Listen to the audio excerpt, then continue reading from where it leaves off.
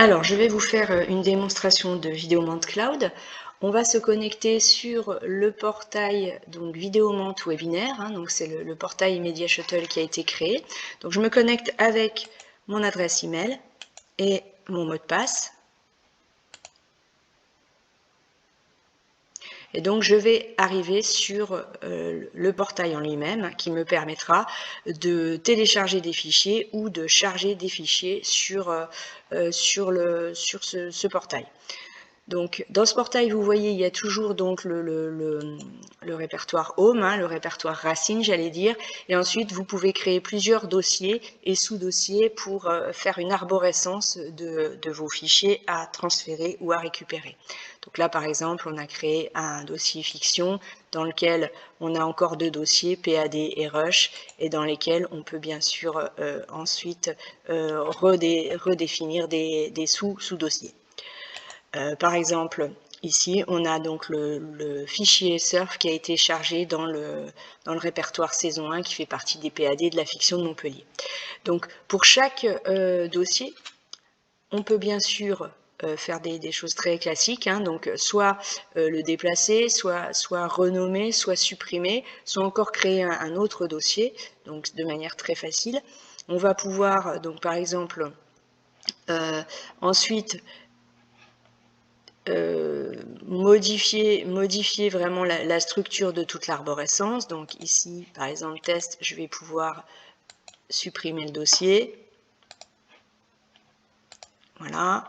Je vais pouvoir déplacer surf pour le mettre dans un autre répertoire parce que je me suis trompée au moment où je l'ai monté, par exemple. Donc, je vais pouvoir faire un déplacer et indiquer que surf, ça ne fait pas partie des PAD, mais c'est plutôt dans les rushs. Donc, je vais mettre ça ici. Je vais sélectionner la saison 1 des rushs, l'épisode 1, et je vais donc mettre ce fichier à ce niveau-là. Donc, une gestion classique de dossier et de sous-dossier. Donc, comment maintenant je charge mes fichiers? De manière très simple. Imaginons que je veuille mettre cette fois-ci un fichier dans le dossier post-prod. Donc, je me mets au niveau de la post-prod A et je vais donc charger un fichier que je vais venir chercher dans mon LAN ou mon stockage. Donc ici, par exemple, donc soit je fais un glisser-déposer, donc soit je fais une ouverture classique. Voilà. Et donc ici, j'ai donc le dossier torrent qui va être chargé dans le répertoire post-prod A.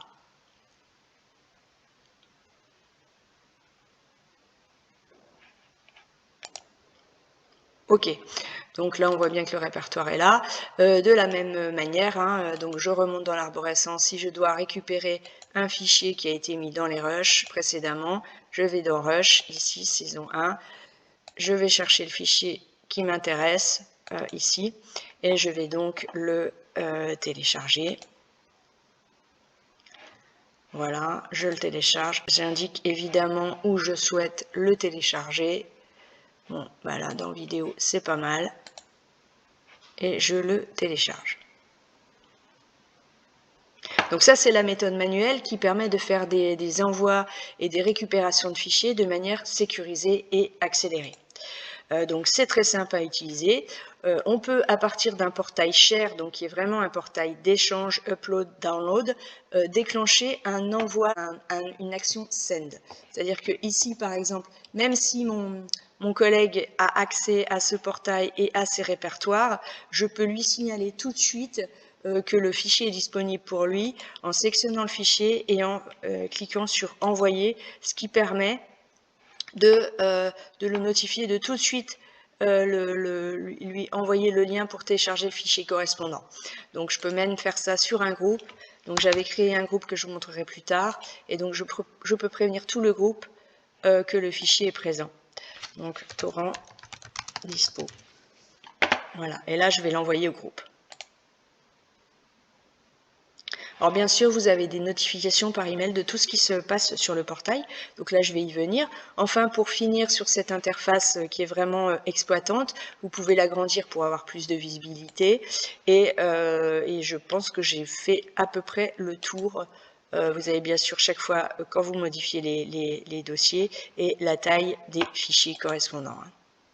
Donc ici, vous retrouvez normalement, la taille des fichiers correspondants. Donc là, je vais basculer sur l'interface d'administration, donc qui se trouve ici. Donc, si vous êtes admin du portail, vous allez pouvoir entrer dans cette fenêtre ici, qui permet vraiment d'avoir une visibilité globale des échanges. Alors, vous avez d'abord le tableau de bord avec les membres connectés à ce portail, les fichiers récents et les fichiers les plus larges, avec par mois, par jour du mois, ce qui a été le nombre de transferts effectués. Donc là, on a fait un petit portail rien que pour le webinaire, donc il y a peu de transferts. En général, vous allez avoir la langue du portail, et deux modes un petit peu spécifiques qui permettent de faire de l'auto-delivery, donc via des watch folders, que je pourrais vous montrer tout à l'heure. Donc la possibilité de déclencher automatiquement des envois ou des réceptions de fichiers venant du portail ou pour aller sur le portail avec vos propres watch folders. Vous avez la possibilité aussi de jouer vos fichiers en proxy avant de les downloader. Mais attention, si vous cochez cette case, ça équivaut à un utilisateur actif sur le portail. Donc, il faut être sûr que vous allez aussi le télécharger, globalement. Vous avez des liens d'expiration, donc on peut très bien utiliser des portails de manière éphémère pour une fiction spécifique ou un projet spécifique. Vous pouvez réclamer des fichiers à vos partenaires en leur demandant. Vous avez le footer. Et là, on a toute la gestion des notifications. Donc vous pouvez notifier de toute action sur le portail, donc typiquement quels sont les membres ajoutés, importés, quels sont les fichiers envoyés, reçus ou downloadés, reçus ou uploadés, voilà. Si c'est fini, quand c'est si tout s'est bien passé, et vous pouvez en plus donc envoyer des notifications à des collègues ou partenaires ici. Donc là vous avez toute votre configuration de notification. Ensuite, vous avez le design du site, donc la possibilité vraiment de le customiser à votre image, donc avec vos logos, le background, la position de la fenêtre d'échange. Une petite fonction qui n'est disponible que pour soit des comptes entreprises, soit des gens qui passent par Vidéomant, pour pouvoir par exemple vérifier le format des fichiers que vous recevez. Donc vous pourriez très bien dire, ben voilà, ce portail il ne doit accepter que par exemple des fichiers MXF, et donc si jamais il y a un transfert, de fichiers MP4, ben ça peut tout simplement s'arrêter, l'upload ne sera pas fait. Bon, il y a toujours la case allow de possibilité d'upload, même si vous ne validez pas la condition, mais sinon ça s'arrête. Ici, l'historique vraiment de tout ce qui se passe au niveau des fichiers. Donc, la taille des fichiers, qui les a envoyés, à qui ils sont destinés, la date et l'activité. Là, on voit que ce fichier-là a cette torrent, donc aujourd'hui, a bien été envoyé en 3 étoiles, c'est-à-dire en UDP. Le protocole a été utilisé et a bien été l'UDP. Voilà. Ensuite, ici, c'est la gestion des membres. Donc, vous avez la main sur donc ajouter les membres, les éditer, les enlever, importer une liste d'emails en CSV ou l'exporter. Vous pouvez aussi faire tout ce qui concerne le reset des mots de passe. Donc là, typiquement, si je prends ma collègue Sandrine et que j'édite ces accès, je vais pouvoir donc signifier si elle a le droit d'envoyer des contenus via le portail Share, comme je vous ai montré tout à l'heure, si elle peut fonctionner en auto-delivery, si elle a le droit, à quel niveau elle a le droit d'accéder. Donc, on peut avoir des membres qui n'ont accès qu'à certains répertoires.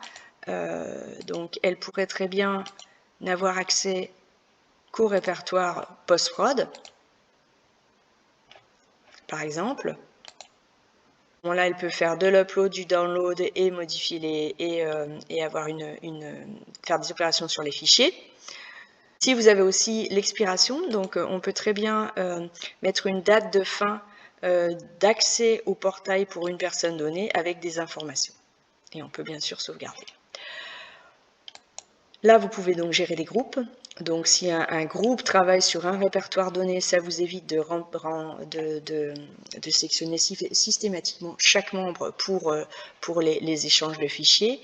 Et ici, les événements qui se passent sur le portail, donc toutes les connexions, comment ça s'est passé, s'il y a eu des soucis, c'est ici que vous verrez. Hein. Donc, si la création de compte s'est bien passée, si le download et l'upload se sont bien passés, etc. Donc, vous avez vraiment un journal des actions qui ont été faites sur le portail. L'assignement de console, je ne vais pas pouvoir le montrer parce que je ne suis pas super administratrice, mais cette partie-là concerne donc le support Vidéomande qui va s'occuper des clients qui utilisent le service Vidéomande Cloud et qui permettra d'avoir une vision sur les portails de chaque client pour leur assurer le support nécessaire. En tant qu'utilisateur et administrateur de mon propre portail, je n'ai bien sûr pas accès au portail de mes voisins ou autres partenaires.